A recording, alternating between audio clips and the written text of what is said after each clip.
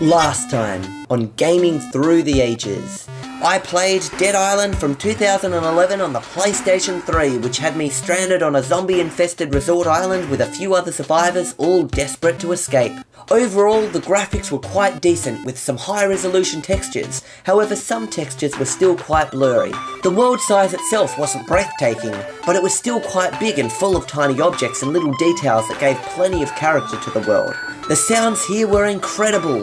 Flickering lights, wind blowing, waves crashing and seagulls making their little seagull noises made the game sound alive. Will high-resolution textures and a wide range of sounds continue to be present in future video games? Keep watching to find out. Welcome to Gaming Through the Ages, the series where we take a look at games from many different genres and consoles through time, from 1975 to now in chronological order. Once we reach modern times, we start back at 1975 and explore a different group of games. Viewers of this series were supposed to be given the opportunity to pick any game made in 2012 for the PlayStation 3, Xbox 360 or Nintendo Wii U, but unfortunately due to 2010 emulation limitations, Zen Pinball 2 for the PlayStation 3 has won this time around. In this game, we get to play around with a variety of different pinball machines. 26 different tables are available now in 2012 from launch, and more will be added in the future. The game itself is free to download from the PlayStation 3 store, but each of the tables are available as a free trial before you buy them. Will we manage to keep the ball rolling, or will it fall between the flippers? Keep watching to find out. Okay, here we are on the main menu of the PlayStation 3. Let's make our way to the PlayStation Store. Okay, we'll go up to Search and try to type in Zen Pinball 2. Now this is a little bit of a slow searching process. You know, scrolling through each individual letter. Where is N? There we go. But look, there it is, Zen Pinball 2. So here we go, we can see that it is a timed trial, and we will start our free demo now. In the olden days, it was all about demo discs. Okay, there we go, it's now downloading.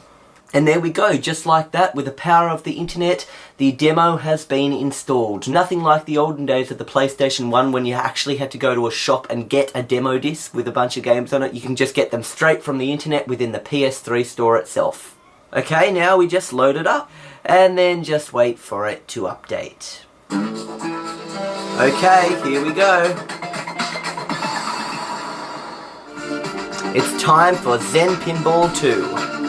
Now we're just going to turn off the music volume there, because obviously we can't have all this music, otherwise YouTube goes nuts. And YouTube actually exists now, unlike in the beginning of this series. Now as you can see, there are a wide range of different pinball tables to try. Now not all these tables were available from launch, so I am going to have to break character here and say yes, some of these were released 2013, 14, 15 and 16, the year it really is now. So I'm only going to be playing tables released in 2012 when this game was initially released. So let's go with Fear itself, as you just heard. Let's go. Wow, now that is flashy. Look at all these lights everywhere. You can see the actual little... I don't even know, I'm not a pinball player, but you can see those metal trails for the ball to roll down and everything. There's a floating... I'm not familiar with all these characters, I'm afraid. There are some tables that you would be familiar with, because not all tables are based off, you know, Marvel and things like that. There's a lot of different themes, such as, in the future, The Walking Dead and Portal, but we gotta stick to 2012 here. Starving awakens. I fear the final prophecy is at hand. Oh my goodness, okay, let's try to hit this. This, as you can see, is not your classic pinball game. There's an actual character here who's gonna, I think is gonna whack the ball. Let's see how this goes. I'm not sure of the controls yet. Whoa! And that's how I do the flippers, okay. Here we go. Click. As their fear strengthens, so too does my power. Punish and terrify every single living thing you can. Now, I've got to say the sound effects here are extremely decent. I can hear, like, these tapping things here, these side bumper, I don't know what you call everything in pinball, I'm sorry, but I can hear everything, and I can see the reflection on the ball, and I can see the basic things, like even the very small, subtle things that I didn't expect to notice, such as the ball actually spins, and I I lost it. Lucky! No! Man down! Man down!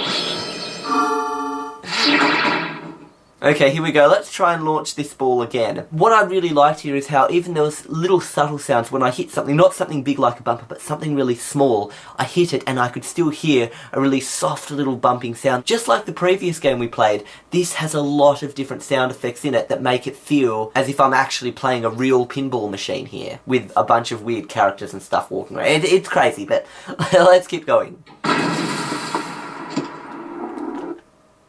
Oh no, you have reached the time limit of this demo. Oh, I can't. Well, I've reached the time limit. Well, that was quick. The serpent's only strategy is slaughter. And slaughter he shall. Oh, so this is... And again. As soon as I lose this ball, I basically... That's it. We need counter weapons. He broke my shield. I am God. I can do anything! Yep, that is it. Exit to main menu. Okay, so that was Fear itself. Let's have a little try out of another table. World War Hulk. Okay, we're going to try out World War Hulk. As you can see, I keep checking to make sure, yes, this is a 2012 game. $14 for the pack of tables. That is quite a lot, actually.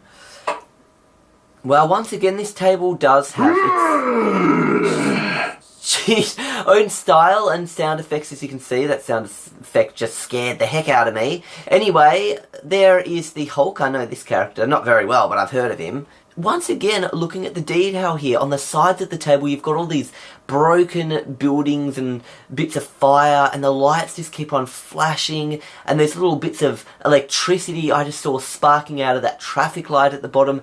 Each table really does have its own unique style, and it's very, very interesting to see all this. You've even got that road up there, this broken road bridge thing, and it's just really cool. Let's give it a go. Earth's mightiest heroes shot me into space. I want to hear them scream. Puny humans.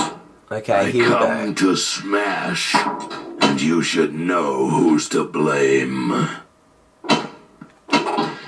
Whoa, I got it in there. Green Scar. You remember Hulk? You were just a scientist, experimenting on gamma radiation. They killed my wife, my unborn child with her. I am stronger than ever! Hellbound swore loyalty to one another, helping each other to fight on. You have just reached the highest score allowed on this demo table. Oh wow, so I'm not actually allowed to reach a higher score. Okay, so it's either time limited or high score based. Now I'm not actually getting really much to talk on these tables because it's just there's so much talking, there's so many sound effects. You don't really get a break. It just goes on and on and on, and there's talking and there's talking, and I can barely even talk about this game at all myself. Yes, this is a casual game, and I know it looks kind of mindless, but when you look around the pinball machine... Shush! When you look around the pinball machine, you can see certain things lighting up in words, like you can see the word on the left side of the screen, H-U-L-K. H and U are lit up, but L and K aren't lit up, and there's just a few different things you can do. If you keep launching into certain ramps, different things will start to happen. You'll get combos and higher scores. It's not just mindless hitting the ball. There is some aiming involved. So you are trying to light up lights and do stuff. Okay, here we go. You can actually see some instructions.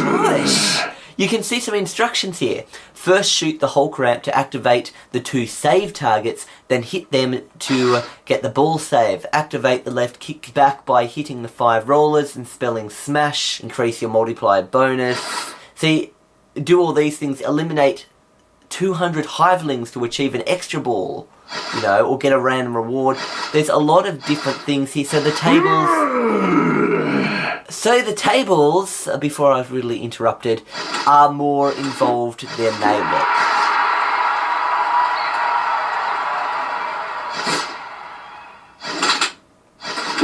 The Avengers! Next we're going to be trying out, as you heard it, the Avengers. There was an idea to bring together a group of remarkable people, so when we needed them, they could fight the battles that we never could. You were made to to be ruled. Gentlemen, you're up.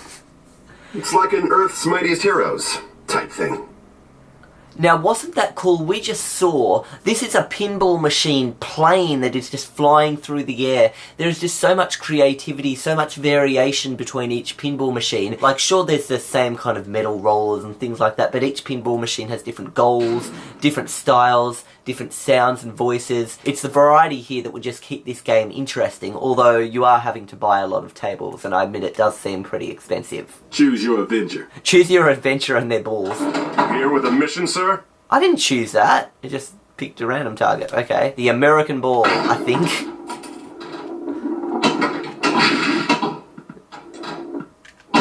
Just wait. Hold that ball for a second. Did you hear the sound of the ball? Just listen to the way the ball rolls, and as you can hear it rolling down the middle, you can hear it picking up speed and everything. Just listen to the ball here. Hear that rolling? Let's hit those flashing targets. Let's test their metal.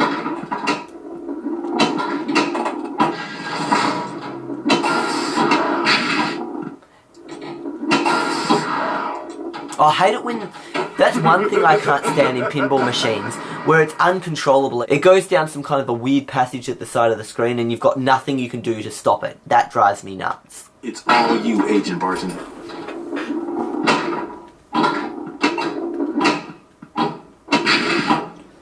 Yeah, it happened again. I had no control over that.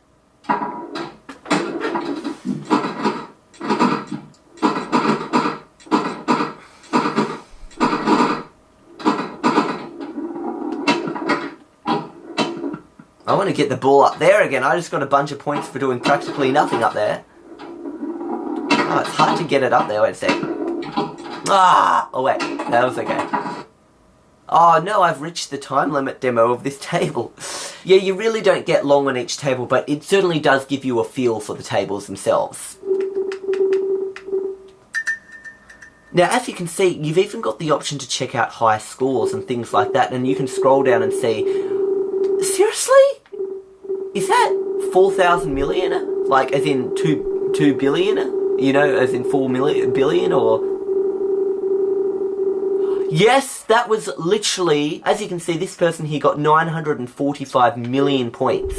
These scores are not 1 million and 3,000. These are literally 1,003 million, which is 1.003 billion.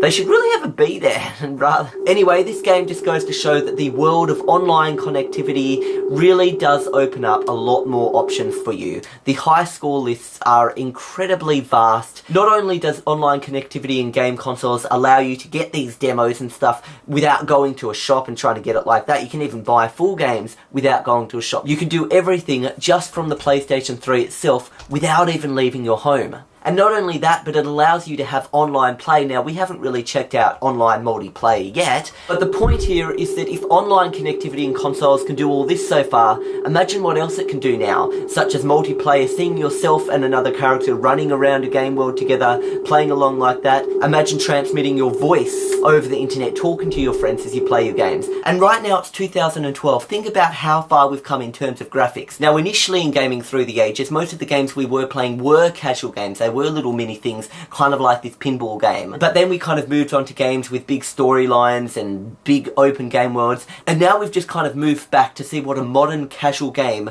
does look like. Casual games still exist today. They've just changed form, the graphics and sounds and everything is better. And I mean, it's 2012 now, and recently on a website called Kickstarter, someone started a campaign to get a virtual reality headset out, an actual headset where you can be within the game. And this future virtual reality headset that they're trying to develop is called the Oculus Rift. So maybe one day we might even see virtual reality headsets start popping into existence. Anyway, as much fun as this game was, our limited demo is kind of coming to an end. So it's time to move on to the next game.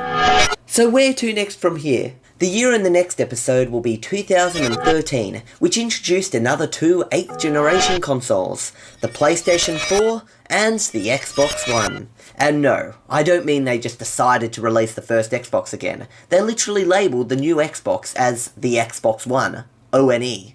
As you can see, the Xbox release names aren't quite as straightforward as the PlayStation's. Initially, they forgot to number their first release. They then mislabeled their second Xbox as their 360th Xbox, and finally now, they forgot the Xbox even exists and have released what they think is their first Xbox, the Xbox One. Nah, don't worry, they're not actually that silly. Anyway, back on topic. Let's talk about the Xbox One vs PS4 specs. Overall, both the PS4 and Xbox One are considerably more powerful than the Wii U that was released last year in 2012.